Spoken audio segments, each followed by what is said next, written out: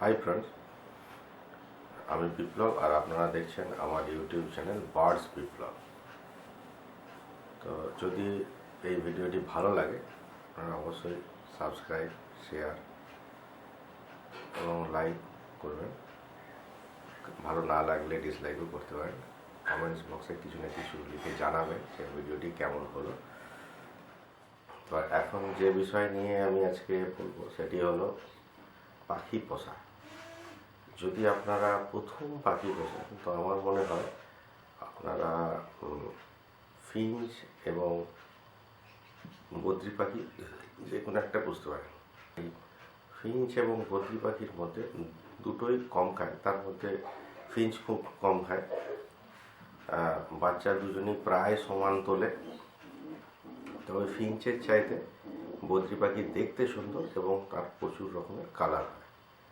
এরপর ফিঞ্চের পরে আপনারা যেটা বুঝতে পারেন সেটা হচ্ছে লাভ বার্ড, বা বদ্রি পাখির পরেও লাভ বার্ড বুঝতে পারেন।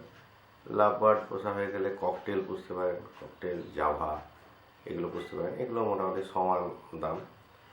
তারপরে যদি আপনাদের এতে মনে হয় থাকে যে অনেকদিন পরে যে আপনাদের অভিজ্ঞতা হয়েছে, তাহলে আপনারা কুনুর বুঝতে পারেন। কুনুরের পরে আফ্রিকান গ্রে প্যারট, ম্যাকাও, কাকাটু, যা কিছু জিনিস বুঝতে পারেন। আচ্ছা, এরপরে আসি ওদের দেখভালের জন্য কী কী সবথেকে বেশি প্রয়োজন। প্রথম হচ্ছে গিয়ে তারা কোথায় থাকতো এটা একটু ভাবতে হবে আপনাদের, এবং ওই ভেবে সেই অনুযায়ী আপনাকে এদের রক্ষণাবেক্ষণের জায়গা সেরকমভাবে করতে হবে। ঠিক আছে, অর্থাৎ হচ্ছে গিয়ে এদেরকে পারলে একটু নেচারের মধ্যে রাখতে হবে। তারপরে হচ্ছে এদের খাওয়া দাওয়া দিকে অবশ্যই ধ্যান দিতে হবে। খাওয়া দাওয়ার মধ্যে হচ্ছে গম ভিজে, মটর না দিলেও হবে, আপনারা ছোলা ভিজে, তারপরে আপনারা দিতে পারেন ভুট্টা সেদ্ধ করে। এগুলো লাভবার্ড ভালোই খায়। ঠিক আছে, জাভা রাখলে আপনারা জাভা সম্বন্ধে পরে আমি একটা ভিডিওতে জানাবো। এখন আমার জাভা নেই, তবে হ্যাঁ জাভা শুনেছি ধান ফান খায়, ধান দিতে পারেন। আর একটা কথা, আপনারা বদ্রিকেও অল্প করে ধান খাওয়া শেখাতে পারেন। ধান কিন্তু খুব ভালো খাবার, যেটা খেলে বদ্রির শরীর খুব ভালো থাকে। আর সকালবেলাতে বদ্রি পাখিকে আপনারা যেটা দেবেন সেটা হচ্ছে আপনারা দেবেন হচ্ছে গম ভিজে, সঙ্গে মুসুরিও ভিজিয়ে দিতে পারেন। গম মুসুরি দুটোই একসাথে ওরা খেয়ে নেবে। তার সাথে আপনারা কিছু ভেজিটেবলস দিতে পারেন, যেমন ধনে পাতা, মেথি পাতা, এগুলো কেটে আপনারা ওর সাথে মিশিয়ে দিতে পারেন। আর দুপুরে আপনারা ওই পাখির যে দানা, সেই দানার সাথে কিছু ধানও দিতে পারেন।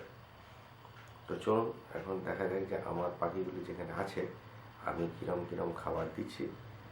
প্রথম এখন সকালবেলা, আজকে 1 জানুয়ারি 2020। তাই বন্ধুরা সবাইকে হ্যাপি নিউ ইয়ারের শুভেচ্ছা জানাই। চলুন তাহলে দেখা যাক যে আমাদের আমার যে পাখিগুলি আছে সেই পাখিগুলিকে একটা বড় খাঁচাতে আমার ছাড়ার ইচ্ছা আছে।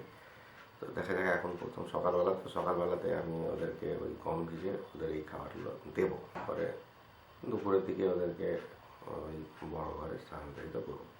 বড় ঘরটা তৈরি করেছি 8 ফুট বাই 8 ফুট আর হাইটে 6 ফুট। এই 8 ফুট বাই 8 ফুটটাকে আবার দুভাগে ভাগ করেছি। একদিকে 3.5 ফুট আছে আর একদিকে 4.5 ফুট। 3 ফুটের দিকে লাভ বার্ডগুলো আমি খাঁচাতে করে ওখানে রেখেছি। ভেতরে আলাদা করে খাঁচাও করা আছে ওই পার্টিশনের মধ্যে। তো ঠিক আছে, চলুন দেখি। এই হলো আমার ছোট্ট কেজ। যে কেজের মধ্যে একটা ছোটো কলোনি আছে, সেই কলোনিতে আমি এখন এই বদ্রিকে রেখেছি। এটি এখন এদের এখন খেতে দেবো, তো পরে এদেরকে সব নিয়ে গিয়ে বড় ঘরে রাখবো। ঠিক আছে, আপনারা দেখতে পাচ্ছেন বন্ধুরা, এটা হচ্ছে আমার সেই বদ্রির কেক। ভেতর থেকে দেখাই, তাহলে অবশ্যই আপনাদের ভালো লাগবে। এই দেখেন, ঠিক আছে।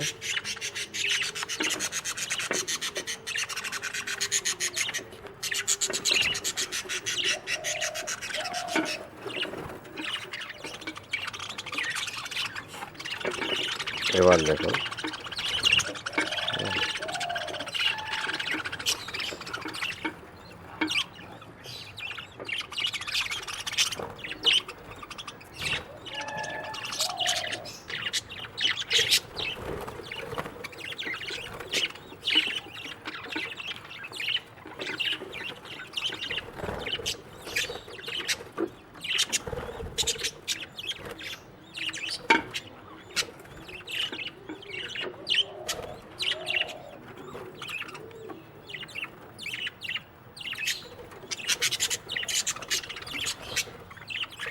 ঠিক আছে। এগুলি হলো আমার ছোট্ট কলোনির কিছু বদ্রি পাখি। ওই একটা দরজার মধ্যে একটা পর্দার মতো একটা মশারি জালের মতো জিনিস টাঙিয়ে দিয়েছি, যাতে আমি যখন ঢুকে ভেতরে যাব সেই সময় পাখি না বাইরে চলে যেতে পারে। এই হচ্ছে সেই ঘর। এখানে দুটো লাভ বার্ড রেখেছি, ঠিক আছে। ওদেরকে এখনও হাঁড়ি দিইনি, হাঁড়ি দেব। আর এই হচ্ছে সেই ঘর, যেটাতে এখন আমি ছাড়িনি পাখি, কিন্তু এখানেই পাখিগুলি ছাড়বো। বন্ধুরা, এই ঘর কেমন হয়েছে আপনারা কমেন্টসে জানাবেন, তাহলে আমার ভালো লাগবে। এবং আমি যদি পারি এর মধ্যে আরও কিছু যদি উন্নতি করতে হয় আপনারা বলবেন, আমি সেই অনুযায়ী এটাতে একটু চেঞ্জেস করে নেব।